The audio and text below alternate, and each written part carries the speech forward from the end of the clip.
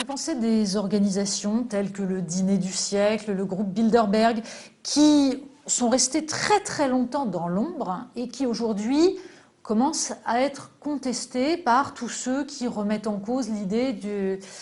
d'une élite qui resterait dans l'entre-soi pendant que le peuple serait totalement rejeté. Parce que c'est ça qu'il y a derrière le Dîner du siècle et le groupe Bilderberg, c'est l'image la plus évidente de cet entre-soi politique et idéologique, jusqu'à parfois générer tous les fantasmes. Alors, sans entrer dans le complotisme, ce qui est très compliqué puisque dès qu'on analyse, sans même aller jusqu'à critiquer, le Bilderberg ou le Dîner du siècle, on est immédiatement classé parmi les complotistes. On va essayer quand même de poser les questions et de définir les choses. Enfin, dernier point, qui illustre à quel point petit à petit ces élites se sont détachées des intérêts à la fois des peuples et des nations, parce qu'on retrouve là toute la théorie de l'historien américain Christopher Lasch sur la sécession des élites, l'idée que des élites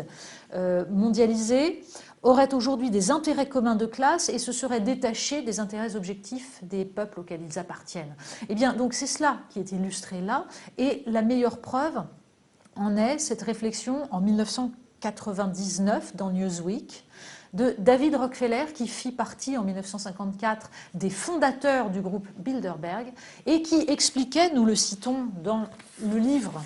du comité Orwell, Bienvenue dans le pire des mondes, le triomphe du soft totalitarisme, qui expliquait donc quelque chose doit remplacer les gouvernements et le pouvoir privé me semble l'identité adéquate pour le faire. Il y a à travers